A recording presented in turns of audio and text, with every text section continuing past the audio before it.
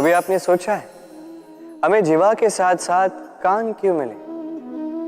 अब आप कहेंगे सरल सी बात है, ताकि हम बात करने के साथ ही सुनना भी सीख लें। अब इसका एक और तात्पर्य है।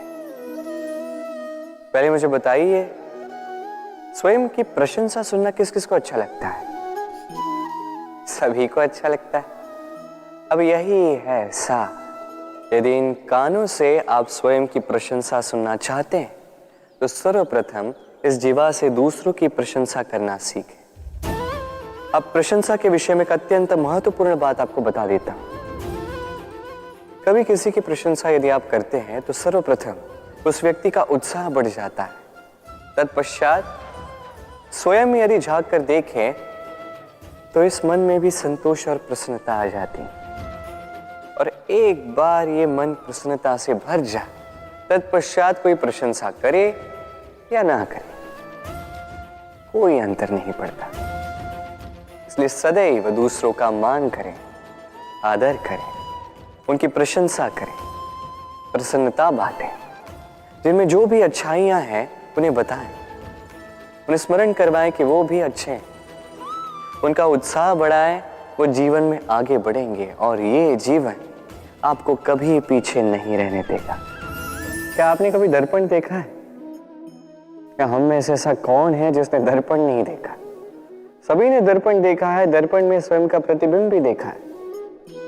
किंतु किसने सोचा कि उस दर्पण के पीछे क्या है, उस प्रतिबिंब के पीछे क्या होगा?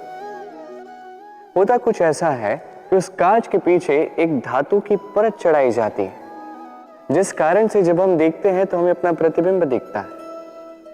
अर्थात कांच को कुछ इस प्रकार कर दिया गया है कि प्रकाश जिस ओर से जाता है उसी ओर पुनः वापस लौट के आता है, तभी वो दर्पण कहलाता है। यही है जीवन का सत्य भी। यदि हम अपना पूरा ध्यान केवल लक्ष्य की ओर केंद्रित करते हैं, यहां वहां नहीं भटकते हैं, तो न केवल हम अपना लक्ष्य प्राप्त करने में सफल होते हैं, बल्कि हम दूसरों का मार्गदर्शन करने में भी सफल होते हैं। तो क्या आप बनना चाहेंगे ऐसा व्यक्तित्व? चयन आपका है। पाना और खोना दोनों जीवन के अभिन्न अंग हैं। हम कुछ पाते हैं, कुछ खोते भी हैं। कुछ स्वप्न साकार होते हैं, कुछ लक्ष्य अधूरे भी छूट जाते हैं। जीवन में ये होता ही है, हर एक के जीवन में होता है। किंतु जब भी हम किसी से मिलते हैं, हम कौन सी बातें करते हैं? हम उसी की बात करते हैं जो हमने खोया है। स्वयं भी दुखी होते हैं, सामने वाले के मन को भी दुखी कर जाते हैं। इससे कुछ विपरीत करने का प्रयास कीजिए, सकारात्मक बनने का प्रयास कीजिए। ध्यान उसी पर दीजिए, स्मरण केवल उसे ही कीजिए, महत्व उसी को दीजिए जो आपके पास है। जो आपके पास नहीं, उसकी आस में त्रास क्यों सहना? उसी की गिनती कीजिए जो आपके पास आज यहां वर्तमान में है। जैसे मैं कंस मामा की गिनती नहीं करता जिन्होंने मेरा बालपन झंझोड़ा। मैं गिनती करता हूं यशोदा मैया की, मेरे बलराम दाऊ की, मेरी राधे की, जिन्होंने मेरा जीवन संजोया। सोच, ये सोच सच बनकर सामने आती है, ये कठोर सत्य है। क्योंकि सोच ही वो बीज है जो सत्य रूपी पौधे को जन्म देता है, उसे विकसित करता है। अब सोचिए, यदि ये बीज ये अकड़े का हुआ तो ये छाया नहीं, ये केवल कांटे देगा। वही यदि ये बीज बरगद का होगा तो वो एक ऐसे वृक्ष में विकसित होगा जो अनेक वर्षों तक अनेक पीढ़ियों को छाया देगा, पंछियों को घर देगा।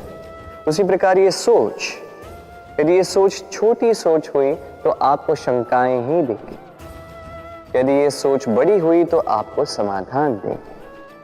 तो सोच समझकर अपनी ये सोच चुनिए। ये सोच आपको शंका भी दे सकती है, समाधान भी दे सकती है। क्या चुनेंगे आप, शंका या समाधान?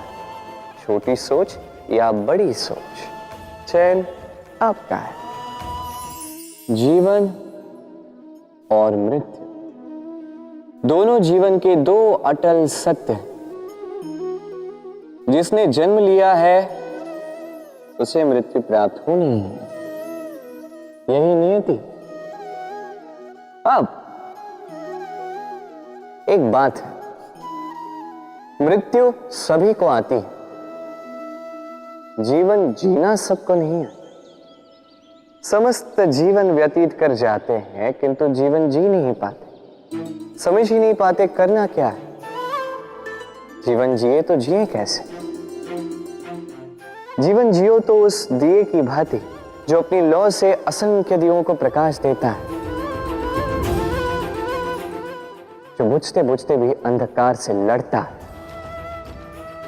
कदाचित इसीलिए जहां दिए को रखा जाता है उस स्थान को पूजा जाता है, उसे पवित्र माना जाता है।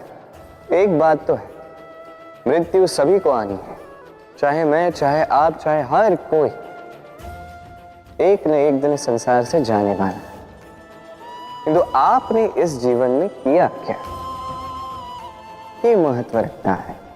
और जिसे जीवन जीना आ गया वो मृत्यु के पश्चात भी जीवन जीता है, वो अमर बन जाता है। कहा जाता है व्यक्ति को अपने चरण दृढ़ रखने चाहिए, कि जहां चरण होंगे उसी के अनुसार मार्ग होगा, उसी के अनुसार लक्ष्य भी होगा। किंतु क्या केवल इन चरणों पर ध्यान देना ही पर्याप्त है?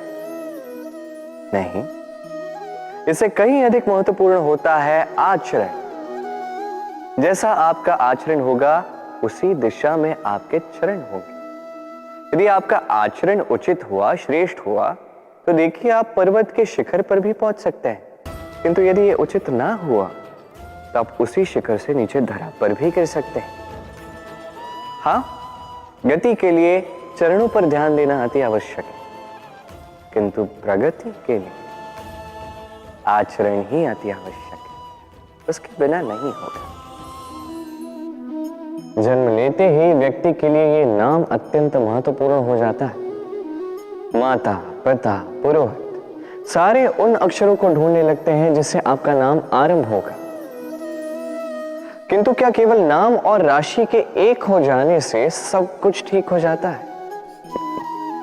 कदापि नहीं, क्योंकि आपके कर्म ये महत्वपूर्ण होते हैं, अन्य कुछ भी नहीं।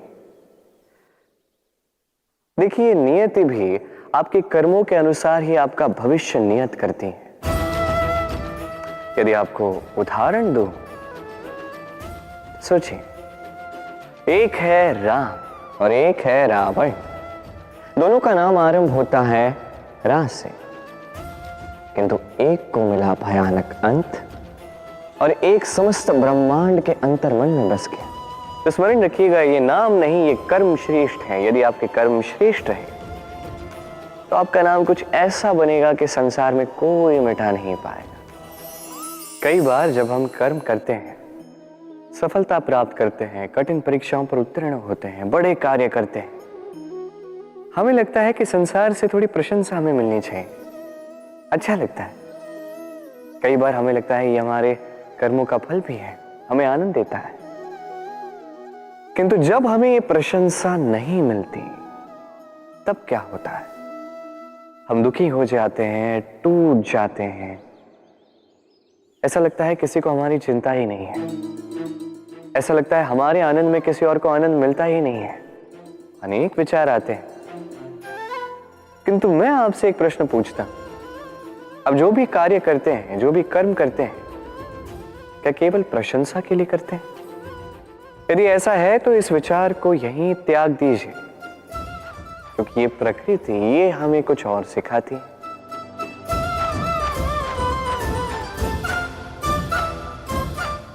इस पुष्प को देख लीजिए, ये सुगंध जो पुष्प देता है, ये जैसे मेरे मन को उल्लासित कर देती है, जैसे मेरे मन में ऊर्जा सी भर देती है ये सुगंध। किंतु विशेष बात तो ये है कि पुष्प को ये कार्य करने के लिए किसी प्रशंसा की आवश्यकता नहीं है। यही है प्रकृति की सीख। जो सच्चा होता है, जो सत्कर्मी होता है, उसे प्रशंसा की आवश्यकता ही नहीं, क्योंकि उसके कर्म ही उसकी सुगंध होते हैं। देखिए, इत्र जो है वो नकली फूलों पर लगाया जाता है, सच्चे फूलों को इसकी आवश्यकता ही नहीं। इसी प्रकार आप भी कर्म करती जाइए एक शुभ भाव के साथ। इस मन को सदैव सदैव शांत रखिए, साफ रखिए। यदि ऐसा करोगे तो आपके कर्म इस प्रकार सुगंधित होंगे कि आपके जीवन में केवल और केवल आनंद ही होगा। तो इसी आनंद के साथ कहिए राधे राधे।